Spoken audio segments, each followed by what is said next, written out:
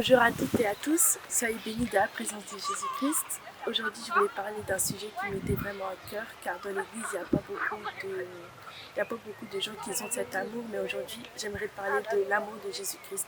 Mais avant de commencer, j'aimerais définir qu'est-ce qu'est l'amour de Jésus-Christ réellement. La définition de l'amour. L'amour, c'est un sentiment profond d'attachement, d'affection qui lie deux êtres, sentiment profond qui pousse à vénérer, à respecter, à servir l'amour de Dieu. L'amour de Dieu est un amour véritable, car Dieu démontre son amour chaque jour. Par exemple, quand tu te réveilles, il démontre son amour. Même quand tu vas au travail ou à l'école, il démontre son amour. Mais maintenant, j'aimerais parler du vrai amour. C'est pour ça que je voudrais lire, par exemple, dans 1 Corinthiens 13, 4 à 5. 1 Corinthiens 13, 4 à 5, qui dit « L'amour est patient, il est plein de bonté, l'amour n'est pas envieux, l'amour ne se vante point, il ne s'enfle point d'orgueil, il ne fait rien de malhonnête, il ne cherche point son intérêt, il ne s'irrite point, il ne soupçonne point le mal. » On peut même continuer. « Il ne se réjouit point de l'injustice, mais il se réjouit de la vérité. Il excuse tout, il croit tout, il espère tout, il soupçonne tout. L'amour ne périt jamais. » Donc j'aimerais dire dans ce verset que l'amour de Dieu est véritable. Sans son amour, il n'est rien. Sans son amour, on peut être par exemple rancunier. Mais avec son amour, on a besoin de tout. Donc même dans ce verset, on peut voir qu'il est l'amour véritable. Même si nous péchons par exemple, Jésus-Christ nous aime. Jésus-Christ a sacrifié sa vie pour nous par amour, car il est le véritable amour. Rien ne peut séparer de Jésus-Christ. Rien ne peut séparer ta relation entre toi et Jésus-Christ, car il y a le véritable amour. Mais c'est la tristesse, la colère, la haine, l'inquiétude et tout ce qui n'est pas de Dieu qui nous sépare de Dieu. C'est pour ça que rien ne peut séparer l'amour entre toi et Dieu. Il faut que tu reviens en Jésus-Christ car il a besoin de toi. Il faut que tu refais cette intimité entre toi et Dieu car il a besoin de l'amour qui est en toi. Le véritable amour est en toi. Le véritable amour de Dieu est en toi car Dieu démontre son amour chaque jour. Par exemple, même là où tu dors, il démontre son amour là où tu attendais le mot. C'est pour ça que l'amour vient de Dieu, car sans lui, on n'est rien. Par exemple, sans lui, on ne serait même pas ici. L'amour de Dieu doit être avec toi chaque jour. Par exemple, même si tu es en colère, souviens-toi que Dieu est avec toi par son amour. Si tu étais loin de Dieu, ou tu as fait quelque chose de mal, rappelle-toi que Dieu est avec toi. Ne te culpabilise pas, mais rappelle-toi que Dieu est avec toi.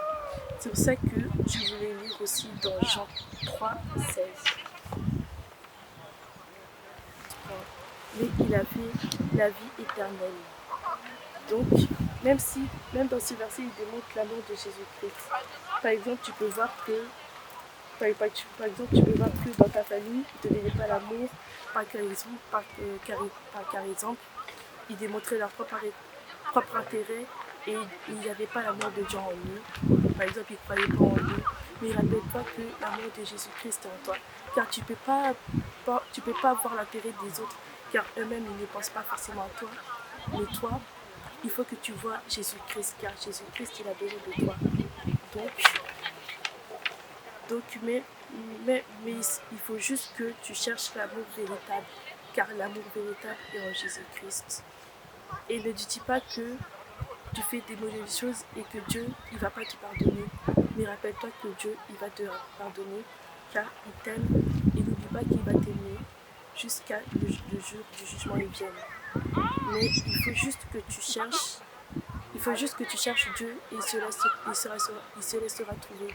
Car on a tendance à dire que Dieu n'a pas besoin de moi alors que tu ne cherches pas forcément Dieu. Il faut que tu cherches Dieu et laisse Dieu, il te laissera trouver. Amen, soyez bénis. Moi, je reçois l'amour de Jésus-Christ, par exemple, même à travers de quelqu'un, même par exemple en finissant l'église, on en voit tous chacun, mais il faut que tu reçois par exemple l'amour de Jésus-Christ à travers quelqu'un. Car même s'il est dans le Seigneur, il faut que tu reçois l'amour de Jésus-Christ. Ou même ou même après l'école, à midi, vu que je rentre chez moi pour manger à la cantine. Par exemple, je vois les parents, ils sont au salon, ils disent comment ça va. Je reçois l'amour qui est en eux. Je vois l'amour qui est entre Maman Jackie et le pasteur. Là où comment ils sont soudés, je vois l'amour en Jésus-Christ en eux. Même avec Yarout et Berger, je vois l'amour qui est en eux. Même quand, par exemple, ils me voient, on fait des câlins, je vois l'amour de Jésus-Christ qui est en eux. C'est pour cela que je voulais vous dire que l'amour de Jésus-Christ, ne prenez pas en vain. Par exemple, l'amour de jeunesse, l'amour par exemple, l'amour de jeunesse, etc.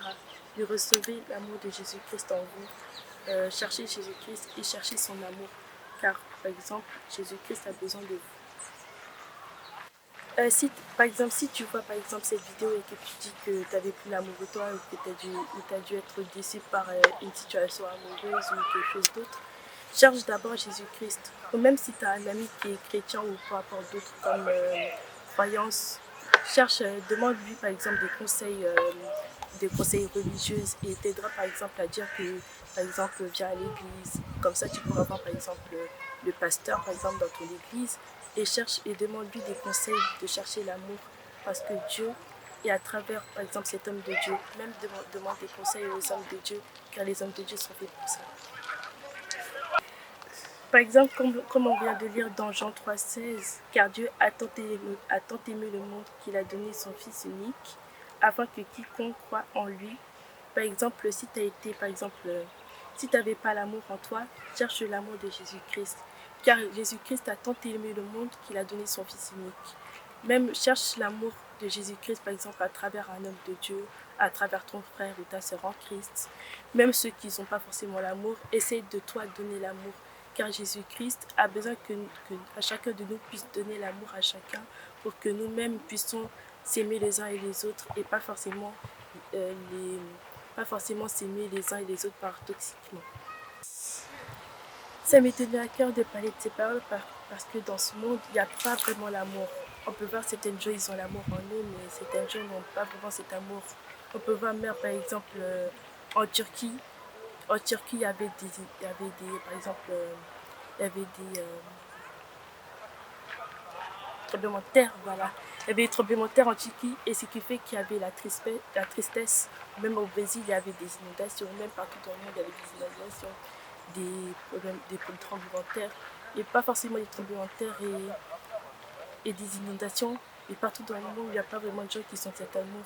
Il y a cette haine en nous. Mais par exemple, vous voyez, moi, je parle. Mais moi-même, j'arrivais même pas à parler au début. Mais par exemple, vous qui me voyez que je suis petite, il n'y a pas d'âge pour parler de l'amour de Dieu. Par exemple, 30 ans, 40 ans.